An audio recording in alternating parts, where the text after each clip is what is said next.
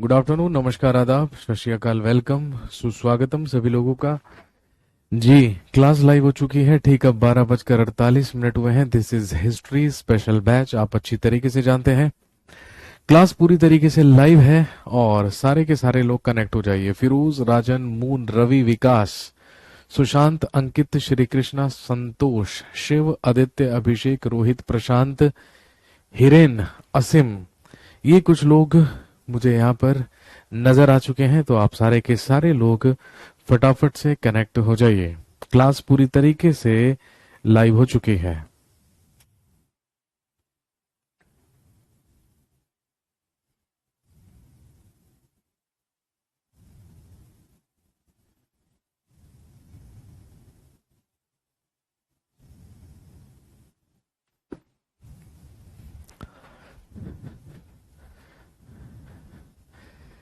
जी, सारे के सारे ऑनलाइन नजर आ रहे हैं। फटाफट से मुझे बता दीजिए कि लास्ट क्लास में हम लोग कहाँ तक पहुंचे थे। भाई आप अच्छी तरीके से जानते हैं this is history special batch. हम लोग पढ़ रहे हैं इंडियन हिस्ट्री या भारतीय इतिहास। और इंडियन हिस्ट्री में हम लोग बात कर रहे थे अबाउट एंशिएंट इंडिया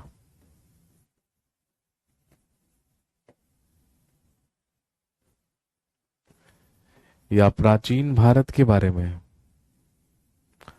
हम लोग बात कर रहे हैं एंशिएंट इंडिया या प्राचीन भारत के बारे में। और इसमें हम सबसे पहला टॉपिक पढ़ रहे थे जो था सोर्सेज ऑफ एंशिएंट पीरियड।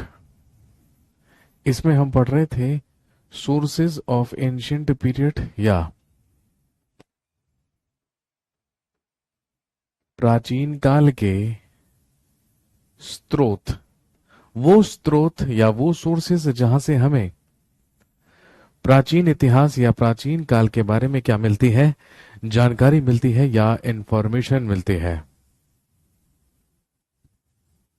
और आप जानते हैं इसमें हम डिस्कस कर चुके थे different type of literary sources या साहित्यिक स्रोत। मैंने कल आपको बताया था कि जो लिटरेरी सोर्सेज होते हैं, जो साहित्यिक स्रोत होते हैं, उन्हें 3 भागों में विभाजित किया जाता है: religious, non religious and descriptions of foreigner travellers.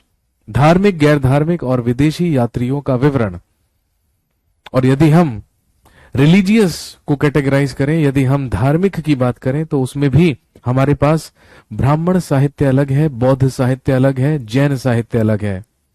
इसके अलावा यदि हम गैर धार्मिक की बात करें, उसके कुछ एग्जाम्पल्स हमने बात की थी, हमने लिखे भी थे। इसके अलावा यदि हम बात करें फॉरेनर ट्रेवलर्स की, तो फॉरेनर ट्रेवलर्स को भी हमने 3 भागों में कैटेगराइज किया था। सबसे पहले हमने ग्रीक ट्रेवलर्स के बारे में बात की थी, उसके बाद हमने चाइनीज ट्रेवलर्स के बारे में बात की थी, और फिर हमने बात की थी मुस्लिम ट्रेवलर्स के बारे में। और इसके बाद आप जानते हैं कि हम लोग डिस्कस कर रहे थे दूसरे प्रकार के सोर्सेस जो क्या कहलाते हैं, जो कहलाते हैं आर्कियोलॉजिकल सोर्सेज। आर्कियोलॉजिकल सोर्सेज या पुरातात्विक स्रोत।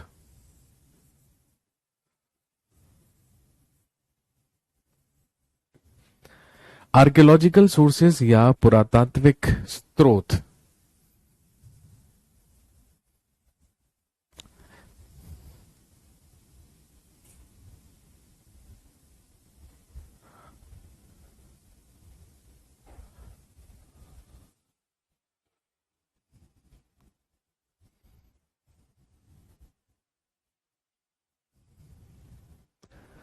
और आर्कियोलॉजिकल सोर्सेज में हम लोग डिस्कशन कर चुके थे, बात कर चुके थे इंस्क्रिप्शंस के बारे में या अभिलेखों के बारे में। चलिए हम बात करते हैं नेक्स्ट किसके बारे में। लिखिए कॉइन्स या सिक्के। नेक्स्ट लिखेंगे कॉइन्स या सिक्के। आप अच्छी तरीके से जानते हैं कि प्राचीन काल के बारे में जानकारी के हमारे पास कुछ महत्वपूर्ण सोर्सेज कॉइन्स भी होते हैं, सिक्के भी होते हैं, क्योंकि हमें सिक्के भी अतीत में घटित हुई कई घटनाओं के बारे में क्या दे देते हैं, जानकारी दे देते हैं।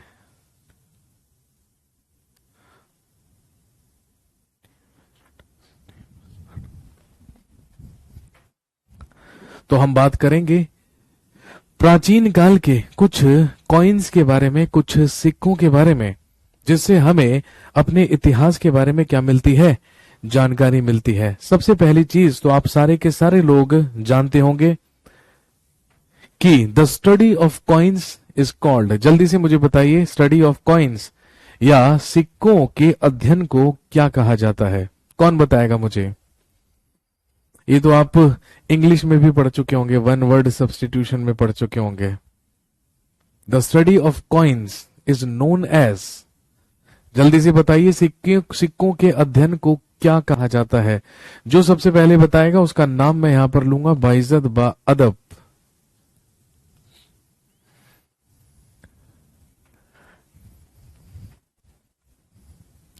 सबसे पहले इसका आंसर दिया है लड़कों में फिरोज ने, ठीक है, और लड़कियों में ग्रेसी ने।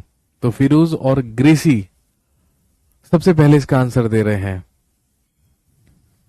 भाई हम सब जानते हैं, लिखेंगे द स्टडी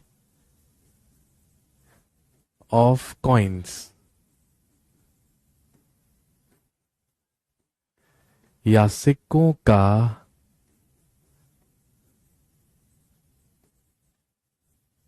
अध्ययन। The study of coins is known as, हम सब जानते हैं, न्यूमिस्मैटिक्स।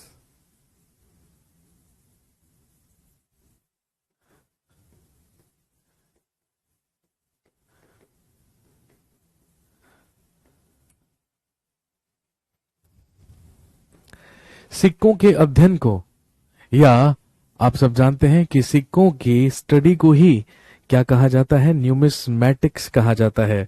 और यदि हम बात करें फादर ऑफ, यदि हम बात करें फादर ऑफ इंडियन न्यूमिस्मैटिक्स, तो फादर ऑफ इंडियन न्यूमिस्मैटिक्स कहलाते हैं कौन? लिखिए जेम्स प्रिंसेप। जेम्स प्रिंसेप को ही भारतीय मुद्रा शास्त्र का जनक माना जाता है। Father of Indian numismatics is James Prinsep. ध्यान रखेंगे, जेम्स प्रिंसेप को भारतीय मुद्रा शास्त्र का जनक माना जाता है।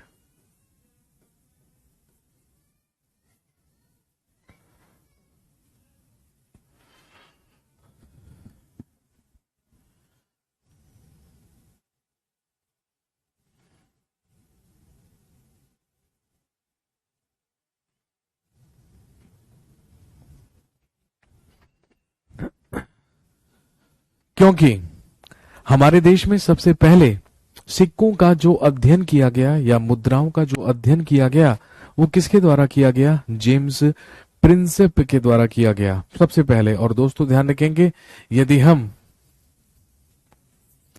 भारत में प्राप्त हुए ओल्डेस्ट कॉइन्स या प्राचीनतम सिक्कों के बारे में बात करें,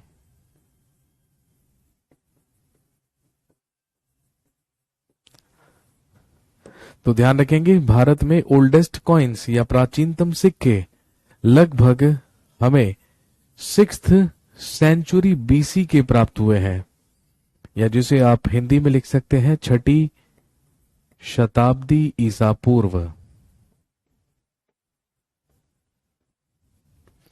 भारत में सबसे पहले या प्राचीनतम, ध्यान रखेंगे 6th सेंचुरी बीसी में या 6ठी शताब्दी ईसा पूर्व में प्राप्त हुए, जिन्हें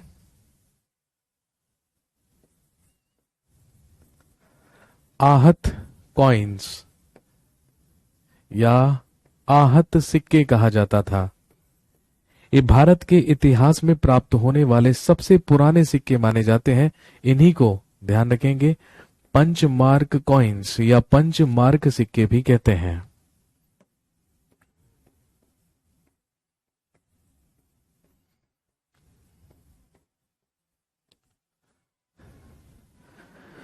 भारत के इतिहास में सबसे पुराने सिक्के या प्राप्त होने वाले सबसे प्राचीन सिक्के लगभग छठी शताब्दी ईसा पूर्व के हैं। और आप ये कह सकते हैं कि सबसे पहले छठी शताब्दी ईसा पूर्व से ही भारत में नियमित रूप से सिक्के प्राप्त होने लगे, या सिक्कों का जो प्रचलन था वो लगभग 6th सेंचुरी बीसी से शुरू हुआ। और ध्यान रखेंगे सबसे पुराने जो सिक्के हैं वो आहत सिक्के कहलाते हैं या पंचमार्क सिक्के कहलाते हैं। और दोस्तों ध्यान रखेंगे नाम से ही हमें पता चल रहा है कि ये वो सिक्के हुआ करते थे जिन्हें आहत करके बनाया जाता था। अब आहत करने का क्या मतलब है, ध्यान रखेंगे किसी भी मेटल को, ये किस तरीके से बनाए जाते थे, किसी भी मेटल को सबसे पहले क्या किया जाता था, मेल्ट किया जाता था, पिघलाया जाता था और उसे एक सिक्के का रूप दिया जाता था। और जब वो मेटल आप कह सकते हैं कि सेमी सॉलिड स्टेट में हुआ करती थी, या जब वो जमने की कगार पर हुआ करती थी मेटल, तो उसी पर एक तेज औजार से या फिर एक बनावटी पत्थर से, भाई आप कह सकते हैं कि पत्थर के ऊपर कुछ कलाकृति बनी होती थी, कुछ चित्र बने होते थे, तो उन्हीं को बहुत तेजी से उस पर क्या किया जाता था, पंच किया जाता था, उन पर मारा जाता था। और जैसे ही उन पर वो पंच करते थे तो क्योंकि वो कॉइन सेमी सॉलिड स्टेट में हुआ करता था, जो पत्थर पर आकृति बनी होती थी वो जाकर छप जाया करती थी किस पर, उस सिक्के पर। उसी को क्या कहा जाता था, आहत सिक्के, जो कि एक ठप्पा मारकर, जो कि एक आहत देकर, एक चोट पहुंचाकर बनाए जाते थे, उन्हीं को आहत सिक्के या पंच मार्क सिक्के कहा जाता था। और ध्यान रखेंगे ये भारत के इतिहास में प्राप्त हुए सबसे प्राचीन सिक्के माने जाते हैं।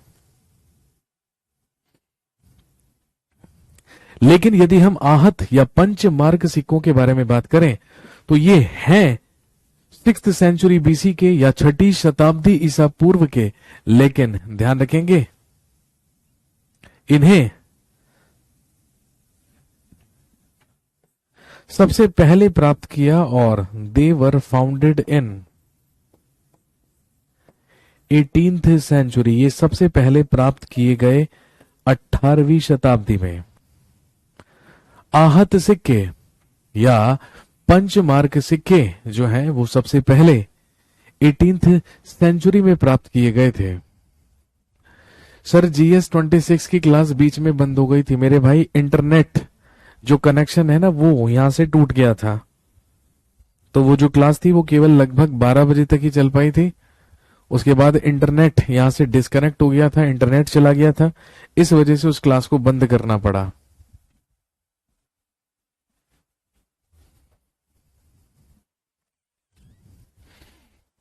और ये तो पता ही होगा आपको, है ना, कि जो इंटरनेट सर्विसेज हैं वो कभी कभी बीच बीच में क्या हो सकती हैं, डिस्कनेक्ट हो सकती हैं। तुम्हारी भी हो जाती होंगी भाई, ये तो आप अच्छी तरीके से जानती हैं, तो ये हमारे साथ भी हो सकता है। आहत सिक्के या पंचमार्क सिक्के सबसे पहले 18th सेंचुरी में प्राप्त किए गए थे या 18वीं शताब्दी में प्राप्त किए गए थे। और ध्यान रखेंगे इन्हें प्राप्त करने वाले सबसे पहले व्यक्ति थे, लिखेंगे कर्नल कोल्ड वेल।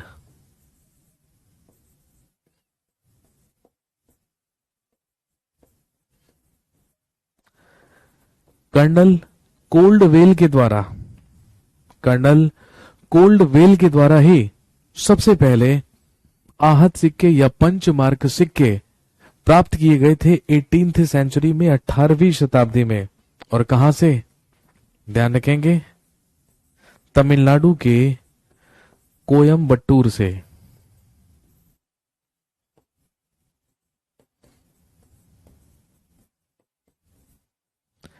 ये सबसे पहले तमिलनाडु के कोयम्बटूर से प्राप्त किए गए थे।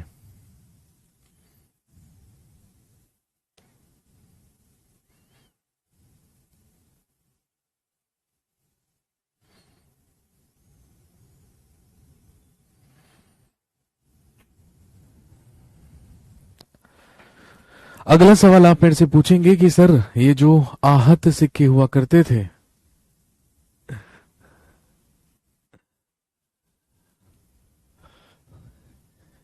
कि ये जो आहत सिक्के हुआ करते थे या फिर ये जो पंच मार्क सिक्के हुआ करते थे, ये किसके बने होते थे? तो दोस्तों ध्यान रखेंगे, ये ज्यादातर तो रजत मुद्रा ही हुआ करती थी, ये ज्यादातर तो चांदी के ही बने हुआ करते थे, लेकिन आहत सिक्के हमें चांदी के साथ साथ कुछ कुछ तांबे के भी प्राप्त हुए हैं, कुछ कुछ कॉपर के भी प्राप्त हुए हैं। तो आप कह सकते हैं कि ये जो आहत सिक्के हमें मिले हैं, ये मुख्य रूप से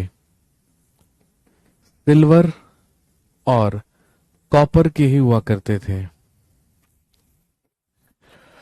चांदी और तांबे के सिक्के हुआ करते थे।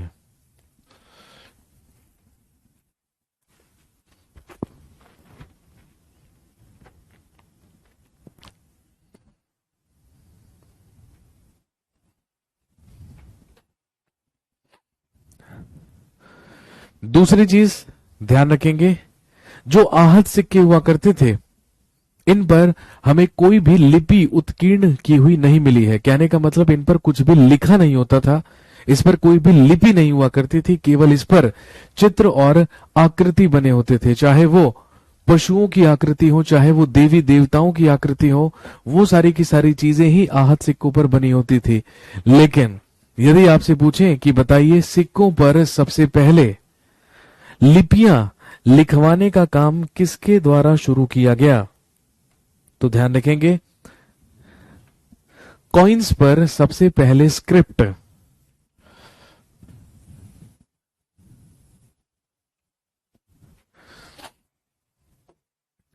कॉइन्स पे सबसे पहले स्क्रिप्ट या लिपि उत्कीर्ण कराने का काम इंडो ग्रीक रूलर्स के द्वारा किया गया था, जिन्हें आप हिंदी में लिख सकते हैं हिंद यवन शासक या हिंद यूनानी शासक।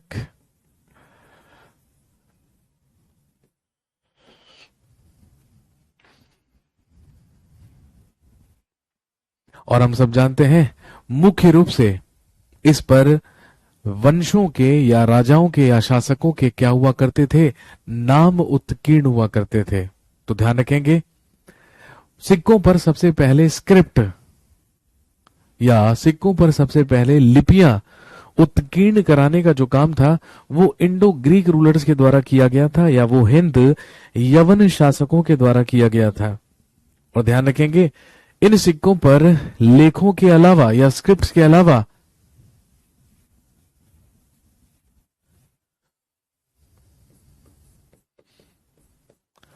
पिक्चर्स ऑफ द रूलर्स या शासकों के चित्र भी हुआ करते थे।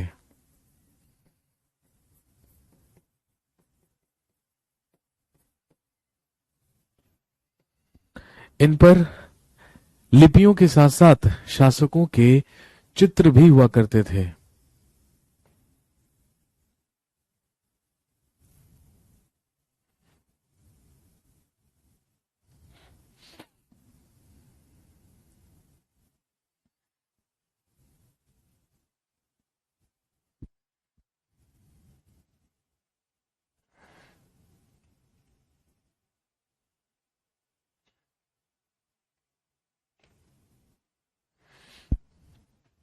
इसके अलावा सिक्कों से आपको कुछ और इसके अलावा सिक्कों से आपको कुछ और एग्जाम में क्वेश्चंस पूछे जा सकते हैं। जैसे आपसे पूछेंगे कि बताइए सबसे पहले भारत के इतिहास में गोल्डन कॉइन्स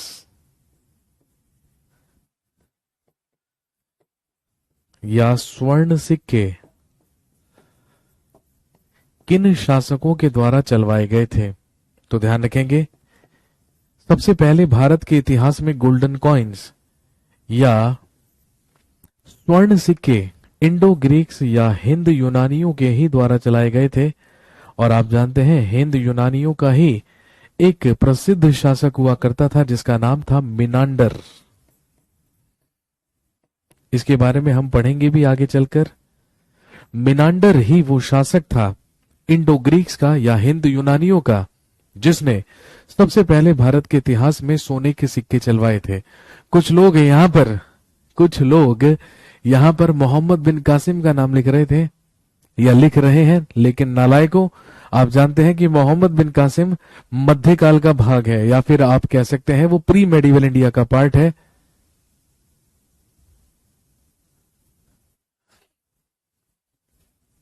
लेकिन हम यहां पर बात कर रहे हैं किसके बारे में? भारत के इतिहास में सबसे पहले, और भारत के इतिहास में सबसे पहले का मतलब है हम प्राचीन काल के बारे में बात कर रहे हैं। भाई मध्यकाल में तो चलिए, यदि हम मुस्लिम्स के बारे में बात करें, क्योंकि आपसे क्वेश्चन पूछा जा सकता है, ठीक है, क्वेश्चन आपसे पूछा जा सकता है कि बताइए भारत में गोल्डन कॉइन्स चलवाने वाला या स्वर्ण सिक्के चलवाने वाला सबसे पहला मुस्लिम कौन था? तो यदि सबसे पहला स्पेसिफाई करके मुस्लिम पूछे तो आप आंसर करेंगे डेफिनेटली मोहम्मद बिन कासिम, कि मोहम्मद बिन कासिम के द्वारा ही सबसे पहले क्या चलवाए गए? मुस्लिम्स में गोल्डन कॉइन्स चलवाए थे या स्वर्ण सिक्के चलवाए थे। और यदि यूरोपियंस में पूछे कि प्रथम यूरोपी जिन्होंने भारत में क्या चलाए? स्वर्ण सिक्के चलाए, तो आप जानते हैं कि जब हम मॉडर्न इंडिया पढ़ते हैं और उसमें भारत में यूरोपियों का आगमन पढ़ते हैं या advent of Europeans in India पढ़ते हैं, तो ध्यान रखेंगे यूरोपियंस में सबसे पहले स्वर्ण सिक्के चलाने वाले कौन थे? डचों ने चलवाए थे।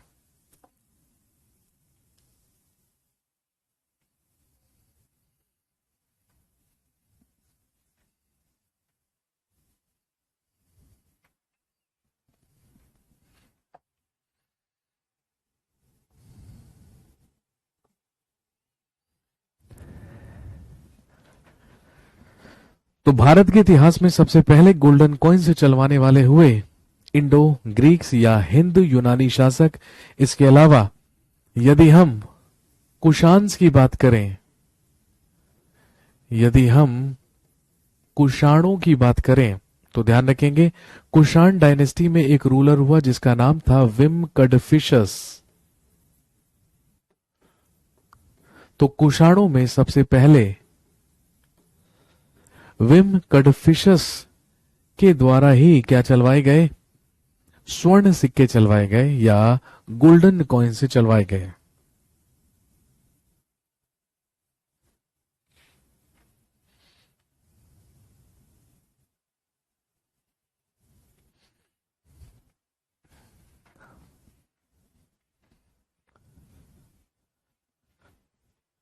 और ध्यान रखेंगे यदि आपसे पूछे कि बताइए भारत के इतिहास में सर्वाधिक शुद्ध सोने के सिक्के या maximum pure gold coins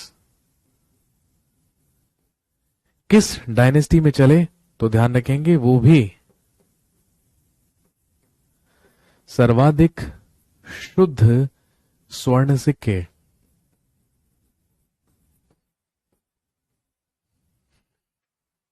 Bharat के इतिहास में सबसे ज्यादा प्योर गोल्ड कॉइन्स या सबसे ज्यादा शुद्ध सोने के सिक्के भी किस वंश में चले? कुषाण डायनेस्टी या कुषाण वंश में चले। और ध्यान रखेंगे जो चलवाए गए कुषाण वंश के सबसे महान शासक के द्वारा। और हम सब जानते हैं कुषाण वंश का ग्रेटेस्ट रूलर, सबसे महान शासक किसे माना जाता है? कनिष्क को माना जाता है। कुषाणों का महानतम शासक हुआ है कनिष्क।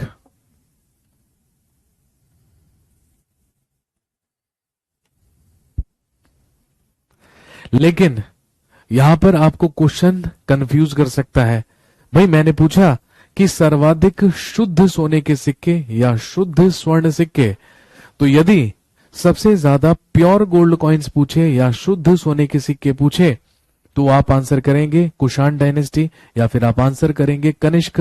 लेकिन यदि आपसे सिंपली सिर्फ पूछे maximum gold coins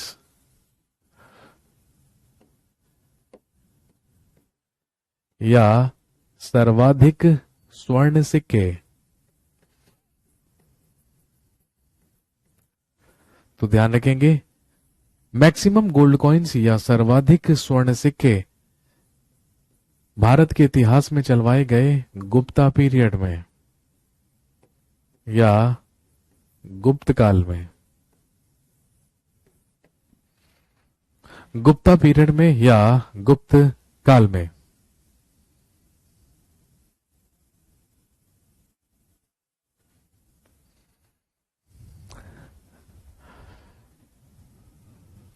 I want to change my batch please help. मेरे भाई बैच चेंज कराने के लिए आपको करियरविल हेल्पलाइन नंबर पर फोन करना पड़ेगा। ये मेरे अधिकार क्षेत्र का काम नहीं है। मेरा काम केवल और केवल यहां आकर पढ़ाने का होता है। यदि आपको बैच से रिलेटेड कोई भी क्वेरी है तो आप इसके लिए करियरविल हेल्पलाइन नंबर पर ही कॉल करेंगे। वही आपकी जो परेशानी है, आपकी जो भी दिक्कतें हैं वो हल कर सकते हैं, है ना। क्योंकि सबसे मेन चीज ये है कि भाई मैं करियरविल जाकर क्लास ही नहीं लेता हूं, मैं अपने घर से क्लास ले रहा हूं आजकल।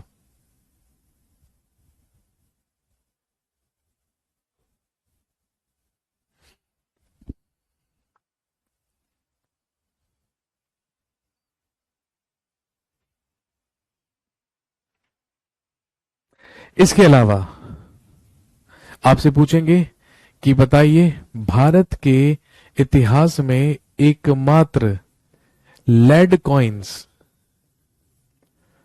या शीशे के सिक्के चलवाने वाले शासक कौन थे। तो ध्यान रखेंगे भारत के इतिहास में एकमात्र एकमात्र डायनेस्टी, एकमात्र वंश जिसने लेड कॉइन्स या जिसने शीशे के सिक्कों का प्रचलन करवाया, तो आप जानते हैं वो कौन थे। सातवाहन डायनेस्टी, सातवाहन वंश के शासक।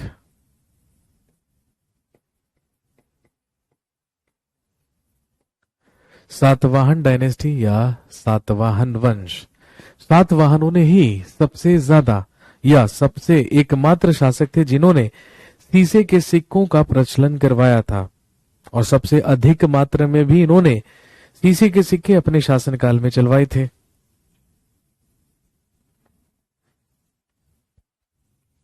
इसके अलावा आपसे पूछेंगे मैक्सिमम कॉपर कॉइन्स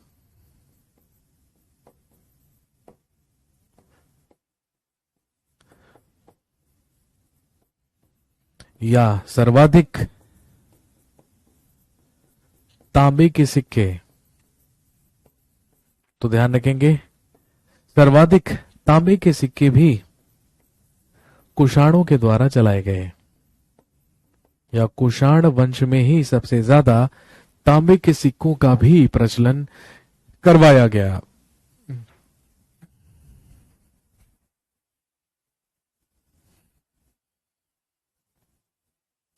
शासक कौन था सातवाहनों का? लिख लीजिए भाई, जरूरत नहीं होती है वैसे। गौतमी पुत्र सातकर्णी। गौतमी पुत्र सातकर्णी।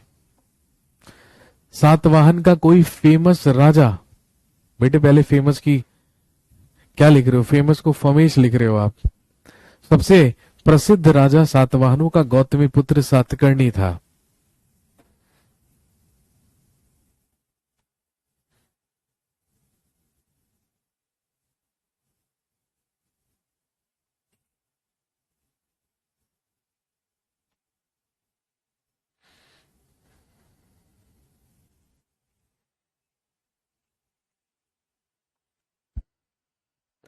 और ध्यान रखेंगे इसके अलावा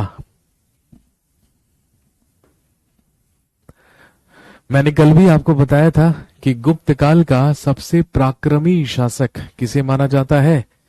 समुद्रगुप्त को माना जाता है।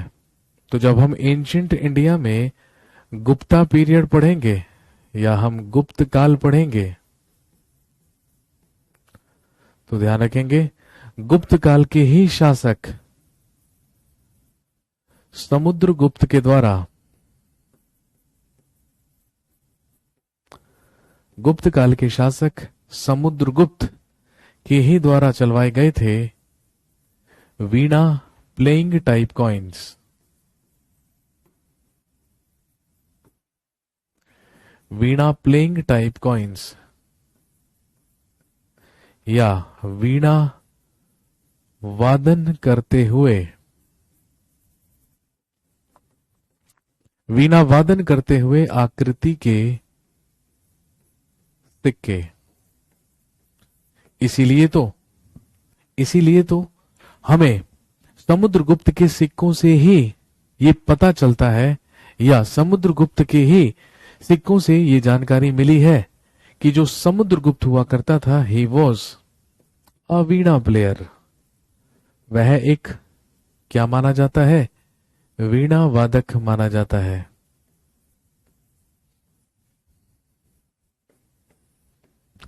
समुद्रगुप्त ही भारत के इतिहास में प्राचीन काल में क्या माना जाता है? वीणा वादक माना जाता है या वीणा प्लेयर माना जाता है। और इन्हीं सिक्कों से हमें एक और जानकारी मिली। वो क्या मिली? The oldest musical instrument of India.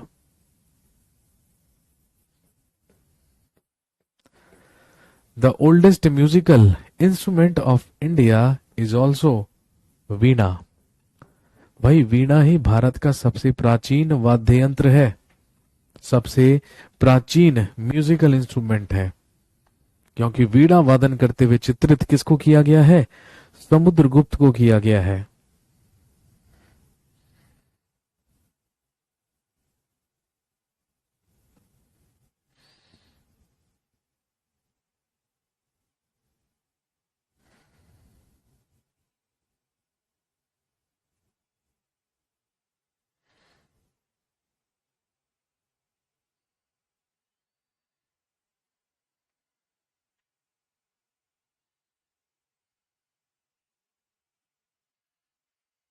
और यदि हम ओवरऑल सर्वाधिक सिक्कों की बात करें या मैक्सिमम कॉइन्स की बात करें, तो ध्यान रखेंगे पूरे के पूरे एंशिएंट पीरियड में जो हमें सबसे ज्यादा सिक्के प्राप्त हुए हैं या सर्वाधिक सिक्के जो हमें प्राप्त हुए हैं, वो कब के हुए हैं? लिखेंगे पोस्ट मौर्यन पीरियड के या मौर्योत्तर काल के। मौर्योत्तर काल से ही हमें सबसे ज्यादा क्या मिले हैं? सिक्के मिले हैं। अब यहां पर पोस्ट मॉडर्न पीरियड का मतलब क्या है, तो आप अच्छी तरीके से जानते हैं।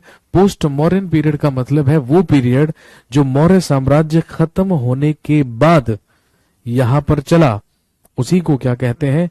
उसी को कहा जाता है पोस्ट मॉडर्न पीरियड या मौर्योत्तर काल। और यदि बात मौर्योत्तर काल की होती है तो लगभग 185 ईसा पूर्व से लेकर 3rd सेंचुरी या 300 ईस्वी तक के ही पीरियड को आप क्या कह सकते हैं? पोस्ट मौर्यन पीरियड कह सकते हैं या मौर्योत्तर काल कह सकते हैं।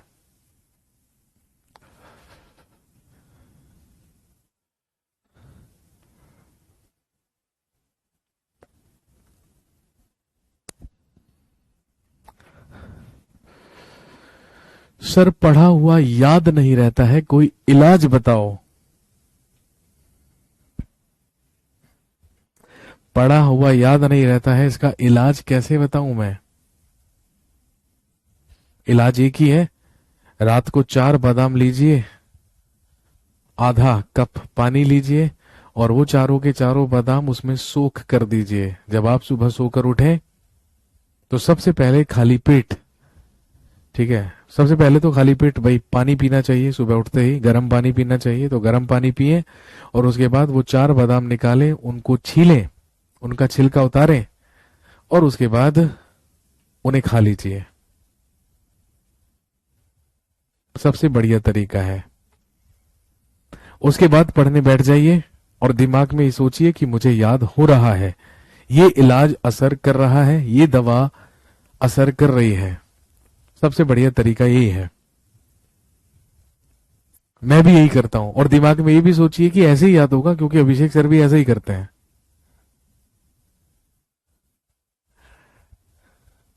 बस आसान हो जाएगी, प्रॉब्लम ही नहीं बचेगी, टेंशन ही नहीं रहेगी कोई जीवन में। और यदि फिर भी याद नहीं हो रहा तो सोना चांदी च्यवनप्राश खाइए। सोना दे सुरक्षित तन, चांदी दे तेज दिमाग। तो हो सकता है उससे काम हो जाए।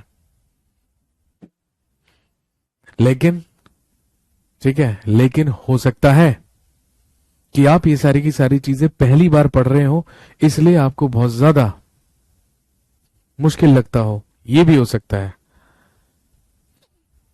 सर इससे तो हेल्थ बनेगी, स्टडी का तो कुछ पता नहीं। Health is wealth. हेल्थ ही तो वेल्थ है असली मेरे भाई। हेल्थ बढ़िया तो सब बढ़िया। बादाम का पैसा नहीं है सर, तो बेटे गरीबों के बादाम खाइए। गरीबों के बादाम होती है मूंगफली, तो मूंगफली खाइए। मैं भी मूंगफली ही खाया करता हूं भाई। जब बादाम खरीदने के पैसे नहीं होते हैं तो मूंगफली खा लेते हैं। और जो मूंगफली होती है, जो अपने पीनट्स होते हैं, गरीबों के बादाम होते हैं वो। तो हमारे लिए तो वो भी बादाम ही है भाई। जब बादाम खरीद पाए तो असली बादाम खा लीजिए, आलमंड्स खा लीजिए।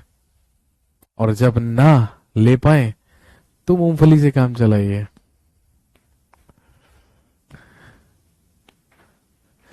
सर गायत्री मंत्र से दिमाग तेज होता है। ओके, इसे एम्स भी कहता है। तो भैया आप गायत्री मंत्र का उच्चारण कीजिए। Sir is Gupta period really golden era? जी हाँ, बिल्कुल बिल्कुल। जब हम गुप्ता पीरियड के बारे में पढ़ेंगे तो हम बात करेंगे कि उसे गोल्डन एरा कहा जाता है।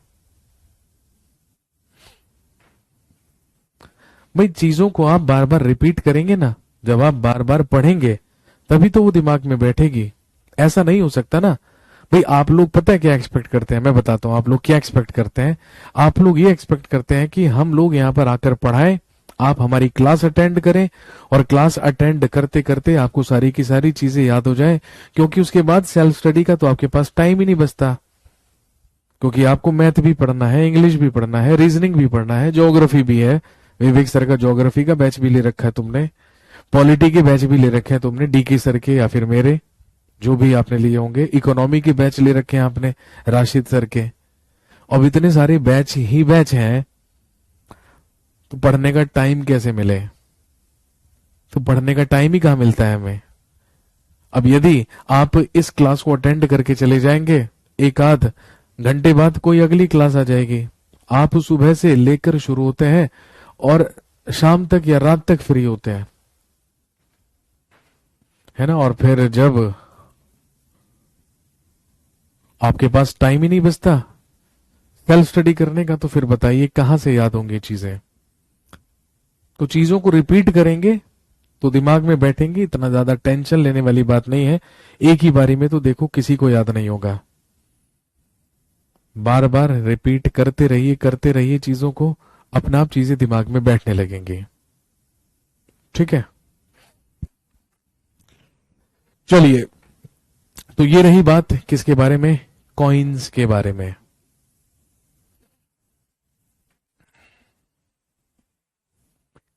इसके बाद आर्कियोलॉजिकल सोर्सेस में ही यदि हम एंशियंट पीरियड के मॉन्यूमेंट्स के बारे में बात करें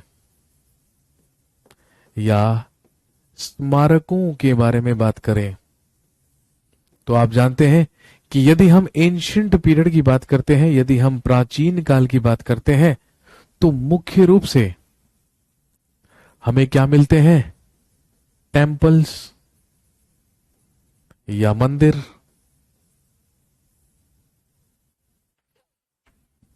भाई यदि हम मॉन्यूमेंट्स की बात करें तो हम मॉन्यूमेंट्स को भी तो धर्म के आधार पर क्या कर सकते हैं? डिवाइड कर सकते हैं। भाई यदि हम हिंदू धर्म से संबंधित मॉन्यूमेंट्स के बारे में बात करेंगे तो उसमें हम मंदिरों की बात करेंगे। और आप जानते हैं कि जो भारत में मंदिर हुआ करते थे उनके निर्माण की यहां पर दो शैलियां हुआ करती थी या दो आर्ट हुआ करती थी।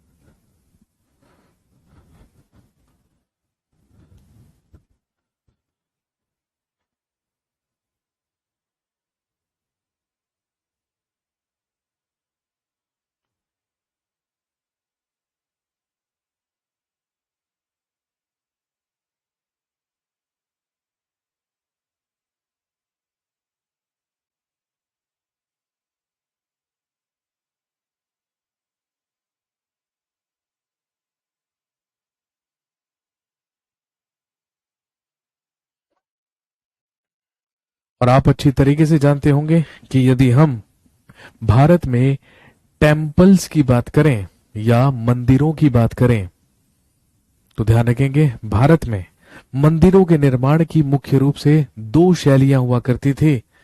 कोई यहां पर लिख रहा है गांधार शैली और मथुरा शैली।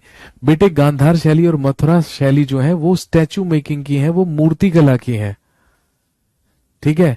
लेकिन अगर हम टेम्पल्स के निर्माण की बात करें तो नॉर्थ इंडिया में, तो उत्तर भारत में जो मंदिरों का निर्माण हुआ करता था वो नागर शैली में हुआ करता था।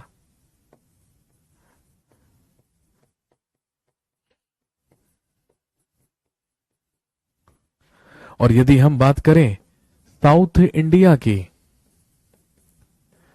या दक्षिण भारत की, तो दक्षिण भारत के मंदिरों का जो निर्माण है वो द्रविड़ आर्ट या द्रविड़ शैली में हुआ करता था। उसको द्रविड़ शैली कहा जाता था। और आप जानते हैं कि जब हम एंशिएंट इंडिया पढ़ेंगे तो हम असंख्य मंदिरों के बारे में भी बात करेंगे। और ध्यान रखेंगे यदि हम बात करें भारत के सबसे पहले मंदिर की, तो ध्यान रखेंगे भारत का जो सबसे पहला मंदिर था वो कहलाता है दशावतार टेम्पल।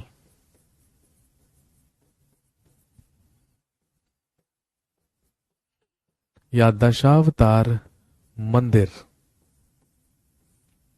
जो उत्तर प्रदेश के झांसी के देवगढ़ में बनवाया गया था।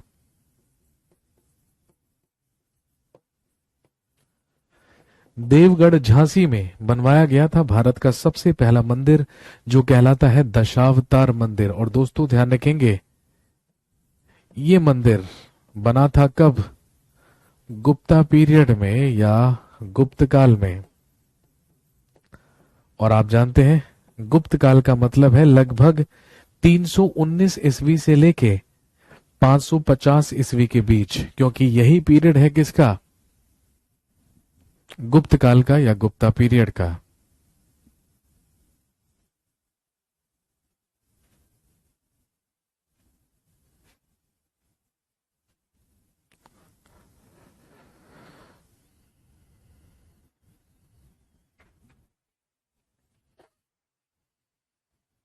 इसके अलावा मॉन्यूमेंट्स में ही हम बात कर सकते हैं किसकी? बौद्ध धर्म से रिलेटेड चैत्यों की, मठों की, स्तूपों की।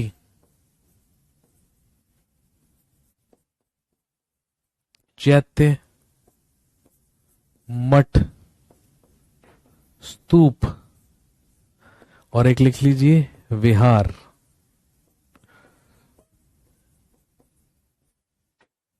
ये वो कुछ मॉन्यूमेंट्स हुआ करते थे या कुछ स्मारक हुआ करते थे जो बौद्ध धर्म से संबंधित थे। That is related to Buddhism. अब ये सब होते क्या है? ये हम तब सारे की सारी चीजें पढ़ लेंगे जब हम बुद्धिज्म पढ़ेंगे, जब हम बौद्ध धर्म पढ़ेंगे।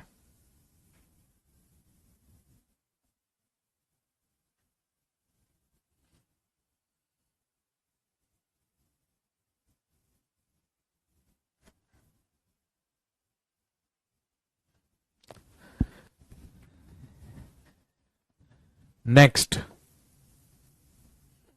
अगली बात हम करते हैं किसके बारे में?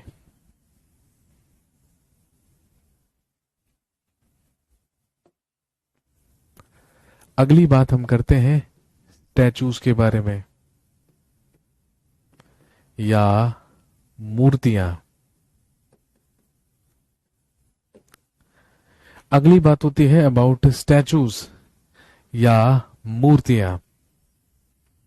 और ध्यान रखेंगे भारत में मूर्ति कला का जो विकास है वो फर्स्ट सेंचुरी में ही शुरू हुआ।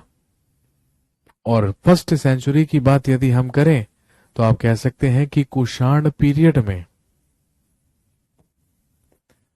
या कुषाण काल में ही सबसे पहले भारत में मूर्ति कला का विकास शुरू हुआ था। और दोस्तों ध्यान रखेंगे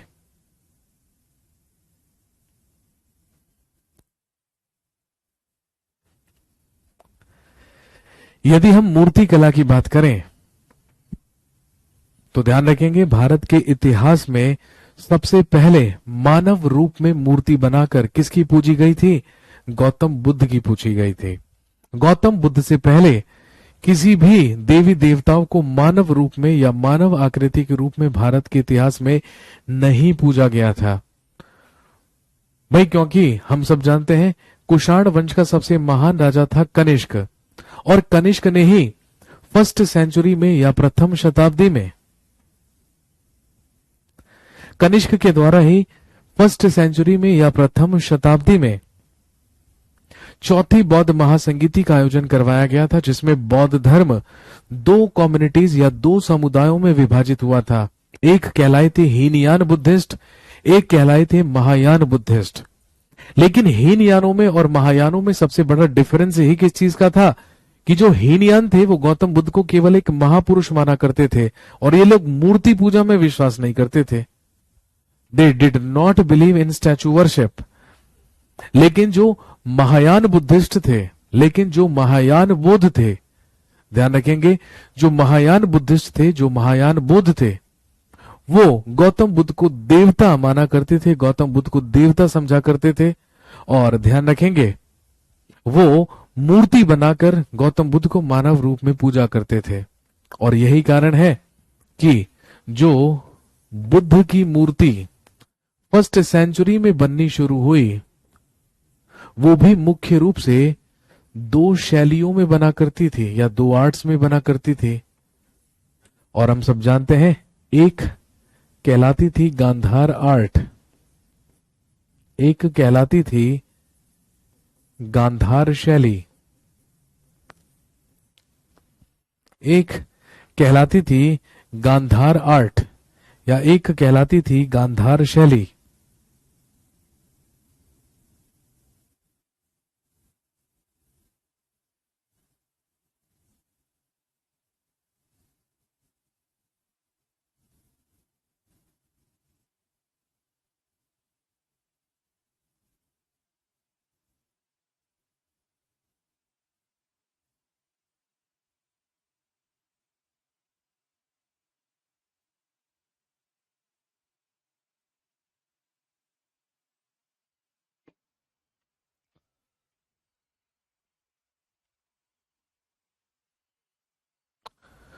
तो जो बुद्ध की मूर्तियां हुआ करती थी वो मुख्य रूप से, ध्यान रखेंगे, दो आर्ट्स या दो शैलियों में बनाई जाती थी। एक कहलाती थी गांधार आर्ट जो बेसिकली एक ग्रीक आर्ट हुआ करती थी, एक यूनानी शैली हुआ करती थी।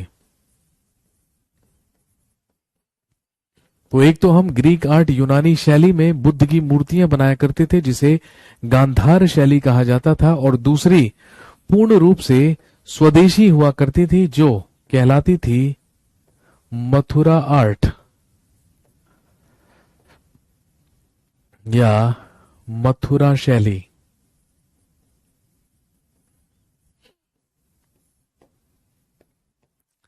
जो कहलाती थी मथुरा आर्ट या मथुरा शैली।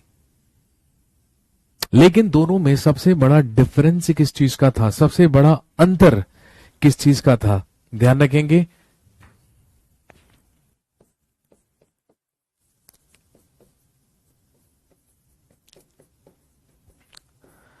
गांधार शैली और मथुरा शैली।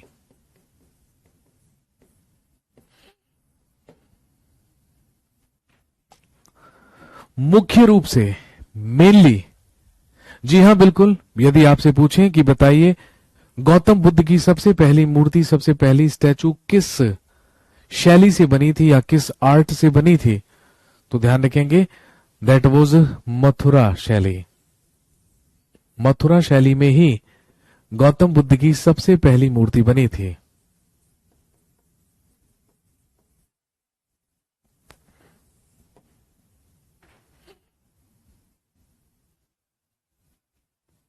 लेकिन अगर हम दोनों में डिफरेंस की बात करें तो ध्यान रखेंगे जो गांधार शैली के बुद्ध हुआ करते थे वो मुख्य रूप से किस रंग के मिले हैं, ब्लैक। वो मुख्य रूप से ब्लैक बनाए जाते थे, काले बनाए जाते थे। और यदि हम मथुरा शैली की बात करें तो हम कह सकते हैं कि वो कलर्ड या वाइट बनाए जाते थे। मुख्य रूप से गांधार शैली के जो बुद्ध हुआ करते थे उन्हें काले रंग से बनाया जाता था, और जो मथुरा शैली के बुद्ध हुआ करते थे वो किसी अन्य रंग या किसी अन्य पत्थर से बनाए जाते थे। यदि हम मथुरा शैली के बुद्ध की बात करें तो जो इनकी आंखें बनाई जाती थी वो बिल्कुल नॉर्मल हुआ करती थी, जैसे मनुष्य की होती हैं। लेकिन गांधार शैली के जो बुद्ध हुआ करते थे इनकी आंखें थोड़ी बड़ी बनाई जाती थी, कैसी, थोड़ी थोड़ी फिश जैसी या थोड़ी थोड़ी मछली जैसी। आप मूर्ति देखेंगे तो आपको मूर्ति देखकर तुरंत समझ में आ जाएगा। यदि हम मथुरा शैली के बुद्ध के कानों की बात करें तो वो एकदम नॉर्मल बनाए जाते थे जैसे होते हैं। लेकिन यदि गांधार शैली के बुद्ध के कानों की बात करें तो ये कुछ लंबे बनाए जाते थे इस शेप में। ये सबसे महत्वपूर्ण अंतर हुआ करता था मथुरा शैली और गांधार शैली के बुद्ध में। देखिए मैं आपको, मेरे पास बाई चांस सामने बुद्ध की दो मूर्तियां रखी हैं, तो मैं आपको कोशिश करता हूं कि यहां पर आपको मैं डिफरेंस शो करता हूं, ठीक है। हो सकता है आप ये देख पा रहे हो सकता है, ठीक है। और अगर आप इसको देख पा रहे हैं तो आप देख सकते हैं कि ये ब्लैक कलर के, लगभग ब्लैक कलर के बुद्ध हैं, या ये डार्क कलर्ड बुद्ध हैं। इनकी जो आंखें हैं वो बिल्कुल वैसी बनाई गई हैं जैसी मैंने वहां पर गांधार शैली में बताई हैं। और जो इनके कान हैं वो आप देख सकते हैं वो भी नीचे तक, गर्दन तक लटक कर आ रहे हैं, काफी लंबे हैं। तो हम कह सकते हैं कि ये गांधार आर्ट के बुद्ध हैं, ये गांधार शैली के बुद्ध बनाए गए हैं। ऐसी ही एक और मूर्ति मेरे पास है, तो आप ये भी देख पा रहे होंगे बहुत अच्छे तरीके से, ठीक है। तो आप इसमें भी यदि देखेंगे तो ये ब्लैक कलर के बने हैं, और इनके जो कान हैं वो कंपैरेटिवली सामान्य से क्या है, लंबे हैं। वो सामान्य से क्या है, लंबे हैं। और यदि हम इनकी आंखों की बात करें तो आंखें भी सामान्य से थोड़ी बड़ी बड़ी हैं। तो हम कह सकते हैं कि भाई ये भी क्या है, गांधार शैली के बुद्ध हैं। तो ये दो महत्वपूर्ण शैलियां हुआ करती थी जिनमें बुद्ध की मूर्तियां बनाई जाती थी। एक मथुरा आर्ट जो पूरी तरीके से स्वदेशी हुआ करती थी, लेकिन जो गांधार आर्ट हुआ करती थी, ध्यान रखेंगे इसमें पूरी की पूरी जो छाप हुआ करती थी, जो पूरा का पूरा इन्फ्लुएंस हुआ करता था, वो ग्रीक्स का हुआ करता था, वो यूनानियों का हुआ करता था।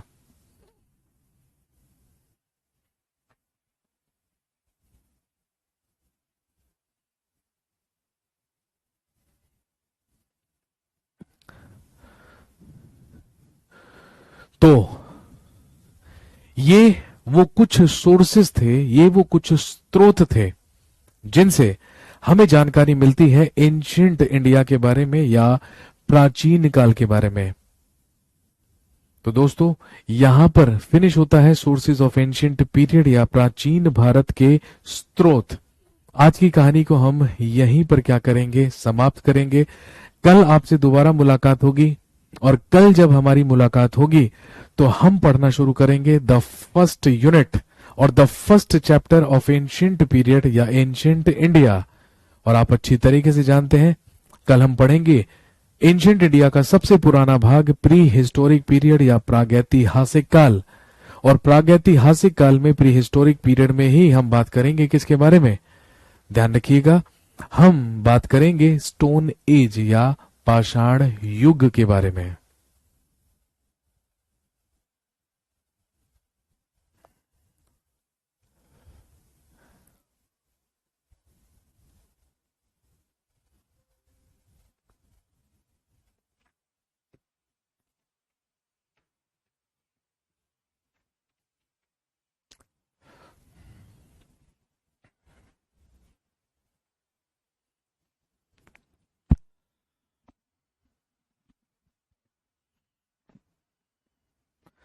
चलिए जी, thank you very much, see you tomorrow in the next class. कल से हम शुरू करेंगे पढ़ना प्री हिस्टोरिक पीरियड में या प्रागैतिहासिक काल में स्टोन एज या पाषाण युग के बारे में। Thank you so much, have a nice day.